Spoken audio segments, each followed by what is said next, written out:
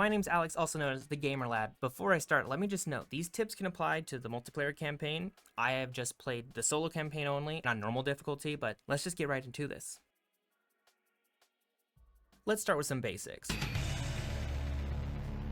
To the top left in red is your health bar.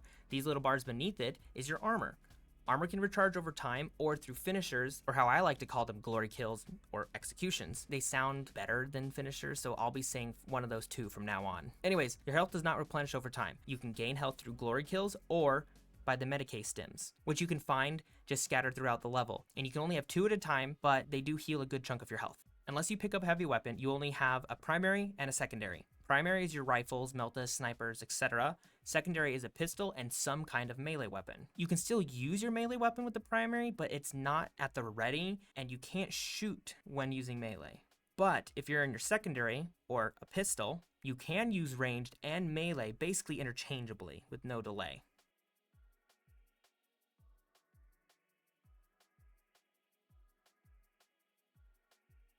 The next thing, they teach you this very early in the game and reinforce it early on as well. But if you see this blue symbol up here, it means you can parry this incoming attack. If you see the symbol but red, it means you cannot parry it and you actually need to dodge out of the way. Speaking of dodging, you have a short dash and then a roll. That is the two if you push the button twice. And I could be incorrect about this, but like Dark Souls, in the dodge, it does seem like there are iframes, so if you time it right, you can actually not take damage from certain enemy attacks. So the more space around you, the better.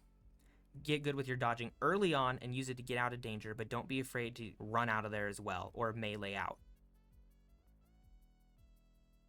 I've only used Titus's special ability, and for him it's Righteous Fury, which makes you take less damage, you deal more damage, and it can help you heal/replenish armor. It's great for hordes of enemies, removing high-level threats, or just saving yourself from a sticky situation.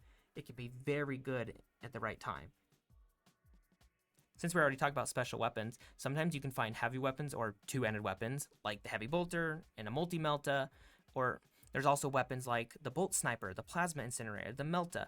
These all have lower ammo, but have high damage, and can be great for their niche role. Melta is very close anti-armor weapon with a large spread. Sniper is distance with the ability to take out high priority targets. The two-handed weapons I mentioned, like the Heavy Bolter and Multi-Melta, though, you pick them up, and when they are out of ammo, it is just gone, so keep that in mind. It's almost more like a consumable. Speaking of ammo and consumables, let's talk about ways to find ammo. First is ammo caches, which never run out, and they max your ammo every time. They're these extremely large boxes. You'll notice them right away. Just grab your ammo. Next are these consumable ammo boxes on the ground, and once you pick it up, it's gone. It only gives you so much per box of ammo. You can find these things everywhere, and even in these wood destructible crates, actually, which I found out when I accidentally destroyed it. So there are destructible items and can hide stuff inside of them. In the world, you can also find grenades, more weapons, a guardian relic or the self-res tool, and lastly, health packs. Once you use these consumables, they are gone. So decide when to use them, and that being said, they aren't like super rare. If you use all your grenades, after about 30 seconds of exploring, you'll probably find some more. Out of the consumables though, the Medicae stim, and the self-res are the rarest. They generally take more exploring to find, but they're very findable. Exploration isn't anything crazy in this game. Like other games, it's just small like detours or secondary ways to get back to the main path, but exploring is rewarded with more rare consumables like the Medicae stims or special weapons or weapons that are usually found later on. Like normally you get the plasma pistol later on, but I found it earlier because I explored the area and found a little hidden zone. You can also find cool story moments told through the environment, and sometimes they can cause dialogue for your characters, or you can find data slates, which are just audio logs that tell you a story explaining the world. It's great for people who know very little about 40k. In Space Marine 2, there's a lot of environmental hazards, and you can use them to your advantage. There's plenty of explosive barrels, plasma cores, and even exploding sunflowers. Zomboss would be proud after you shoot these. Zomboss would be proud. And they design these in important spots like choke points, or hey, there's a bunch of termagants and a warrior shooting at me. I could take the time to use 2 mags from my bolt rifle, or there's a big red barrel, shoot it once, they all go bye-bye. Let's talk about the AI companions. Unlike some games, the AI companions actually do kill the enemies, which is great. And not just the Space Marine ones, the Cadians act like Marines from Halo, and also they actually do stuff too, and it's great to watch. And if there's their calm moments, like they'll banter and talk, and since you are a religious icon to them, some of them will like start praying and stuff, and you have all these nice moments that like the old Halo games would capture with the Marines. These are basically the new Marines, is a way to think about it. Now, I will say the Space Marine AI can have issues taking down priority targets. Like I wish I had a way to say focus fire here, but I don't, or something like from Republic Commandos being able to control the squad a little bit. And they really struggle on certain missions, and for me at least, they kind of just at one point sat still, so they can be hit or miss. They also don't always finish the enemies that are in a stagger state, and you can get a bunch of Tyranid warriors that are ready for glory kill, which if you need health or armor, it's great. Expect to do most of the heavy lifting. They might chip in, you don't know for sure, just plan on doing the heavy lifting if you're playing solo. In short, not totally brain dead, but close. Let's talk about enemies, and each one of these could be way more in depth, but we're going to kind of gloss over all of them. And I want to say spoilers here, but if you have watched more than one trailer, then you've probably already seen a lot of these guys. Anyways, that's your little warning. There's two factions, Tyranids and Thousand Suns, or you can call them just Chaos for short. The Tyranids are horde base. The Gaunts, which are the weakest enemy, are very numerous, and with enough of them, they can overwhelm you and actually rack up some decent damage. Tyranid warriors have a ranged and a melee variations with sub-variants of that. So the melee ones, first there is a whip and a sword, and one with dual swords that can actually block the ranged attacks. The whip has more range, but deals, I'd say, less damage.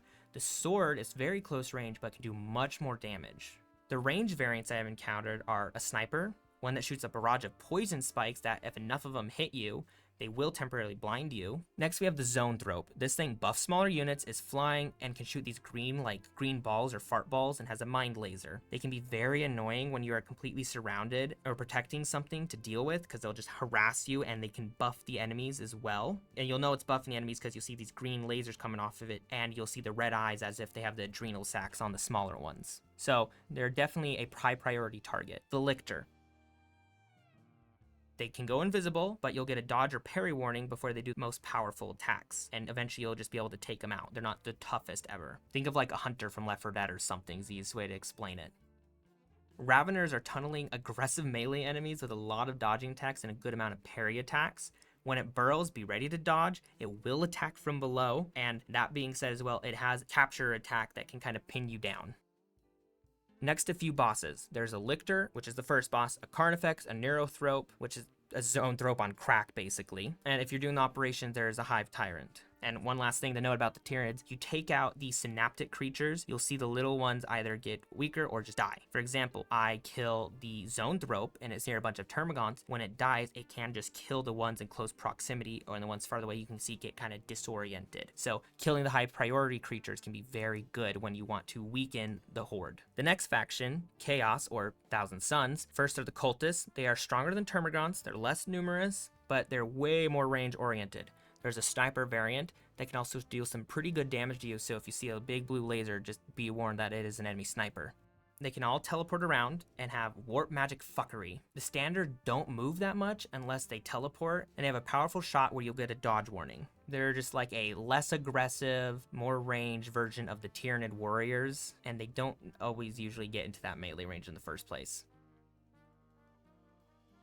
Next is the Scarab Occult Terminators. These guys are very tough, they're slow, and they have tracking missiles that they like to spam fire, so get rid of them like really fast or prepare for constant dodging. The Sorcerer is honestly like a Zoanthrope, but instead it has this like weird shield thing around it, and then it can shoot a laser from that shield. You'll see an eye aim at you, quick laser, then big laser shot that you can dodge. I generally killed this guy pretty fast too, so I didn't have to deal with him too much. And all these guys are, I'd say, decently weak to melee. When you get close, they'll try to teleport and do a surprise attack, but you can parry or dodge. And I'd say you can, because they can't use their ranged weapon, they're going to be weaker on the melee front. Oh, I almost forgot actually about this guy here, like how GW forgets about them, the Beastmen. I mean, the Zangors, which are basically Tzeentch 40k Beastmen, or are. Anyways, they're melee hyper aggressive. Some of them have shields, and just beat the shit out of them with melee, and then they go away. And for the shields, just use a heavy attack, because they'll just keep blocking it, but after the heavy attack, it's like one hit and you'll be fine. Just take the cultists basically and make them jumpy melee guys instead. They're nothing too crazy, but they do have cool weapons though. I love the design. There are more enemies in this, but I'm only so far into the campaign, and I haven't played the operations mode yet, which I want to say, but the story of these operations actually play concurrent with the main story, so just keep that in mind. Anyways, well, there's some info and tips about Space Marine. I'll have better, more in-depth guides from the future, but I haven't even finished the game yet. I'm just like 8 hours in. I still got some ways to go. I just wanted to put this out for little things I already learned, help give them all a head start. For everyone who's watched this far, thank you all so much for watching. If you want more Space Marine content or other gaming content, then tag along. And in the name of the Emperor, let's purge some Xenos filth and have a great day.